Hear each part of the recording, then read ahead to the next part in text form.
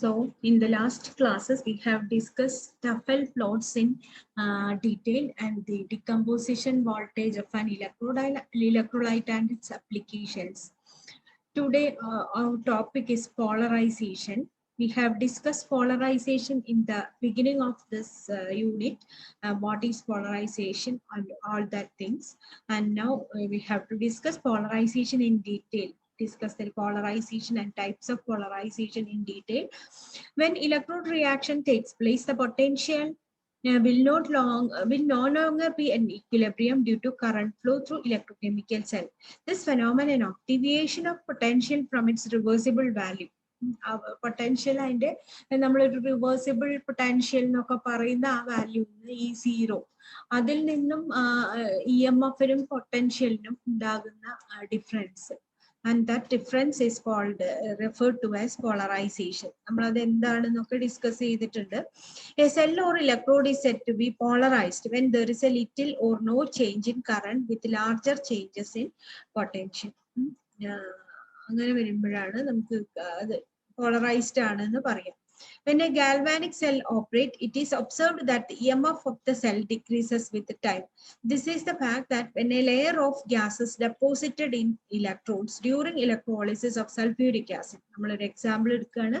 Sulfuric acid in the electrolysis with platinum electrodes, hydrogen is deposited at cathode and oxygen is deposited at anode. ഇതാണ് അതിന്റെ electrode reaction. അപ്പൊ നമുക്ക് film hydrogen കാഥോഡിന്റെ കാഥോഡിൽ വന്ന് deposit ചെയ്യുന്ന hydrogen that will form a film of neutral hydrogen in above this hydrogen above this cathode, and hydrogen, which is a bad conductor of electricity, it will not conduct electricity, this layer. And as the thickness of this layer increases, the resistance of the that is the passage of current from electrode to electrolyte decreases. And due to deposition of neutral hydrogen gas on platinum electrode, the incoming hydrogen ions which cannot approach the electrode as earlier, and they cannot be delivered in the electrode its charges to form hydrogen. The local current start flowing from cathode to anode, that is from hydrogen layer to anode, and this set up an EMF in the circuit. ഇപ്പൊ നമ്മളിപ്പോ electrolysis ചെയ്യുന്ന ഈ system, sulphuric acid electrolysis ചെയ്യുന്ന ഒരു system ആണ് നമ്മൾ represent ചെയ്തത്. ഈ സിസ്റ്റത്തിനെ നമ്മൾ എന്ത് ചെയ്യാണ്, ആ സിസ്റ്റത്തിനെ നമ്മൾ നേരെ തിരിച്ച്, അതായത് ആ ഈ കറണ്ട് നമ്മൾ കൊടുത്തോണ്ടിരിക്കുന്ന ബാറ്ററി ഒക്കെ മാറ്റിയിട്ട് നമ്മളൊരു ഒരു ഗാൽവനോമീറ്റർ കറണ്ട് മെഷർ ചെയ്യണ ഒരു സിസ്റ്റവും പിന്നെ ഒരു വെറുതെ അങ്ങോട്ട് കണക്ട് ചെയ്യാണ് ആനോഡിനെയും കാഥോഡിനെയും വെച്ചിട്ടുണ്ടെങ്കിൽ നമുക്ക് അവിടെ ഒരു കറണ്ട്, ഒരു ലോക്കൽ കറണ്ട് നമുക്ക് മെഷർ ചെയ്യാൻ പറ്റും. This EMF from cathode to anode, അതിനാണ് നമ്മൾ എന്താ പറയാ അതിന് ബാക്ക് EMF എന്നൊക്കെ പറയും. അത് ഇതിനകത്ത് ഉണ്ടായിട്ടുള്ള ഈ നോൺ റിവേഴ്സിബിൾ ആയിട്ടുള്ള ഇറിവേഴ്സിബിൾ ആയിട്ടുള്ള ഈ പ്രോസസ്സിന്റെ കോൺസിക്വൻസ് ആയിട്ടാണ് കറണ്ട് ഉണ്ടാവുന്നത്.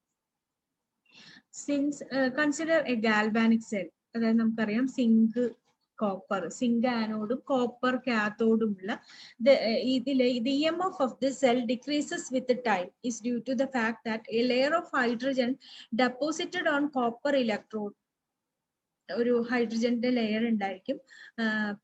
സോ നമ്മൾ നേരത്തെ പറഞ്ഞ പോലെ the incoming hydrogen ions cannot approach this electrode completely, and it cannot completely deliver its charges. Since hydrogen is electropositive to zinc, local current starts flowing from hydrogen layer to zinc. So കോപ്പറിൽ നിന്നും സിങ്കിലേക്ക് ഒരു local current start ചെയ്യാൻ തുടങ്ങും. This sets up a back EMF in the system. This back EMF will oppose the EMF of the cell, and it will not permit any further H+ ions to move towards anode at a point. At certain point, this back EMF will not allow any H+ ions to move towards cathode, and at this point the current falls to zero and the cell is found to said to be completely polarized. appolam completely polarized mariya adu current onnum current zero I എന്ന് പറയുന്നത് zero ആവണ point. അതാണ് completely polarised electrode എന്ന് പറയുന്നത്. There are 2 types of polarization mainly. ഉണ്ട് കേട്ടോ, ഒരു ടൈപ്പും കൂടി ഉണ്ട്, പക്ഷെ അത് ഇതിന്റെ നമ്മളെ ഈ ടോപ്പിക്കിനെ സംബന്ധിച്ചിടത്തോളം ഇമ്പോർട്ടന്റ് അല്ല. There are 2 types of polarization which are important in electrochemistry, that is concentration polarization and activation polarization. അപ്പൊ നമുക്കിപ്പോ എന്തുകൊണ്ടാണ് പോളറൈസേഷൻ ഉണ്ടാവുന്നത് എന്ന് വെച്ചാൽ, നമ്മൾ കംപ്ലീറ്റ്ലി റിവേഴ്സിബിൾ ആയിട്ട് നമ്മളൊരു ഐഡിയൽ ആയിട്ട് നടക്കും എന്ന് വിചാരിച്ചിട്ടുള്ള ഏതെങ്കിലും ഒക്കെ റിയാക്ഷൻസ്, നമ്മൾ കൈനറ്റിക്സ് തുടങ്ങിയപ്പോൾ തന്നെ പറഞ്ഞു 5 സ്റ്റെപ്സിലാണ്, 5 ഇമ്പോർട്ടൻറ്റ് സ്റ്റെപ്സ് ആയിട്ടാണ് കെമിക്കൽ റിയാക്ഷൻസ് നടക്കുന്നത്. ആ 5 സ്റ്റെപ്പും നമ്മൾ പറഞ്ഞിട്ടുള്ളത് കംപ്ലീറ്റ്ലി റിവേഴ്സിബിൾ ആയിട്ട് നടക്കുന്നതാണ്. പക്ഷെ അതിലേതെങ്കിലും ഒരു സ്റ്റെപ്പ് സ്ലോ ആവുമ്പോഴാണ്, അതായത് ഈ അയോൺ ഡിസ്ചാർജിന്റെ ഡിസൊല്യൂഷന്റെ സമയത്തുള്ള ഏതെങ്കിലും ഒരു സ്റ്റെപ്പ് സ്ലോ ആവുമ്പോഴാണ് എന്തുണ്ടാവുന്നത്, പോളറൈസേഷൻ ഉണ്ടാവുന്നത്. This type of polarisation depends on the nature of soft process. Polarised electrodes open set to behave irreversible. അപ്പോ അതിന് പോളറൈസ്ഡ് ഇലക്ട്രോഡ്സ് എപ്പോഴും ഇറിവേഴ്സിബിൾ ആയിട്ടാണ് ഫംഗ്ഷൻ ചെയ്യുക. റിവേഴ്സിബിൾ ആയി ഫംഗ്ഷൻ ചെയ്യുന്ന ഒരു ഇലക്ട്രോഡിന് നമുക്ക് ഈ പോളറൈസേഷൻ ഒന്നും എക്സ്പെക്ട് ചെയ്യണ്ട. ഇനി നമ്മൾ 2 തരം പോളറൈസേഷൻ വന്നു, അല്ലെങ്കിൽ പോളറൈസേഷന് കാരണമായിട്ടുള്ള ആ സ്ലോ പ്രോസസ് ഏതാണ് എന്നുള്ളതിനെ ഡിപ്പെൻഡ് ചെയ്തിട്ടാണ് നമ്മൾ ഈ ടൈപ്സ് ഓഫ് പോളറൈസേഷൻ നടക്കുന്നത്. അപ്പൊ അതിൽ കോൺസെൻട്രേഷൻ പോളറൈസേഷൻ എന്ന് പറഞ്ഞാല് ഇലക്ട്രോഡിന്റെ ചുറ്റുമുള്ള ആണല്ലോ ഈ അയോൺസ് കൺസ്യൂം ചെയ്യപ്പെടുന്നത്. Consumption of ions close to electrode results in concentration gradient. Due to this concentration gradient, diffusion of species takes place towards electrode from bulk of the solution to the electrode. അപ്പൊ അവിടെ ഇലക്ട്രോഡില് അല്ലെങ്കിൽ നമ്മളിപ്പോ അവിടെ ചിത്രത്തിൽ കാണിച്ച പോലെ ഇന്നർ ഹെൽമോൾസ് പ്ലെയിന് ഇലക്ട്രോഡ് സർഫസിലും ഔട്ടർ ഹെൽമോൾസ് പ്ലെയിന് നമ്മൾ എപ്പോഴും ഇതൊക്കെ ഹെൽമോൾസ് പെറിൻ മോഡൽ വെച്ചിട്ട് തന്നെയാണ് ട്രീറ്റ് ചെയ്യുക. അത് ഔട്ടർ ഹെൽമോൾസ് പ്ലെയിനും ഉണ്ട്. അതിൽ ഈ ഇന്നർ ഹെൽമോൾസ് പ്ലെയിനിൽ വെച്ചിട്ട് ഇത് കൺസ്യൂം ചെയ്യപ്പെടുന്നു. അപ്പൊ ഔട്ടർ ഹെൽമോൾസ് പ്ലെയിനിലേക്ക് ബൾക്ക് ഓഫ് ദ സൊല്യൂഷനിന്ന് കണ്ടിന്യൂസ് ആയിട്ടുള്ള ഒരു അയോൺ സപ്ലൈ ഉണ്ടെങ്കിൽ മാത്രമാണ് ഈ ഔട്ടർ ഹെൽമോൾസ് പ്ലെയിൻ നിന്ന് transfer of ions from outer Helmholtz plane to electrode നടക്കുള്ളൂ. പ്രത്യേകിച്ച് in the case of reduction അങ്ങനെ നമ്മൾ എടുക്കുകയാണെങ്കിൽ, റിഡക്ഷൻ ആണ് അവിടുത്തെ പ്രോസസ് എങ്കിൽ നമ്മൾ കൺസ്യൂം ചെയ്യുന്നതിനനുസരിച്ചുള്ള ഒരു കോൺസ്റ്റന്റ് സപ്ലൈ ഓഫ് അയോൺസ് ഈ ഔട്ടർ ഹെൽമോൾസ് പ്ലെയിനിൽ കിട്ടണം. അങ്ങനെയാണെങ്കിൽ മാത്രമാണ് ഈ റിയാക്ഷൻ റിവേഴ്സിബിൾ ആയിട്ട്, കംപ്ലീറ്റ്ലി റിവേഴ്സിബിൾ ആയിട്ട് നമുക്ക് നടത്താൻ പറ്റുള്ളൂ. ഡ്യൂ ടു ദിസ് കോൺസെൻട്രേഷൻ, അപ്പൊ നമുക്കൊരു കോൺസെൻട്രേഷൻ ഗ്രേഡിയന്റ് അവിടെ ഉണ്ടാവും, since the consumption of ions in the electrode surface. Due to this consumption gradient, this consumption a concentration gradient let the diffusion takes place from bulk to electrode ആവാം, അല്ലെങ്കിൽ electrode to bulk ആവാം. Depends ഏത് reaction ആണ് അവിടെ നടക്കുന്നത് എന്നുള്ളതിന്. ആ process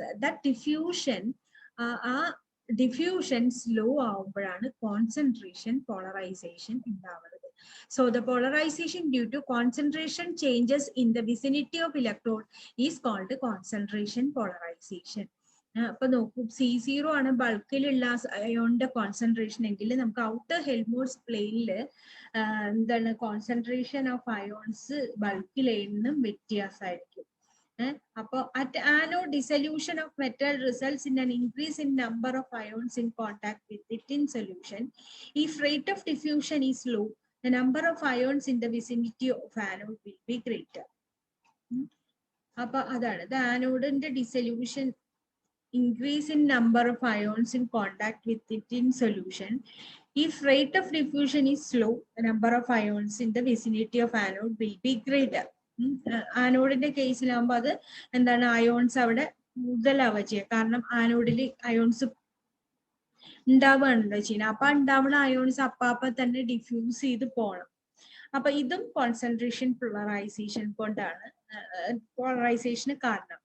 This concentration polarization occurs due to slow movement of ions towards or away from electrode.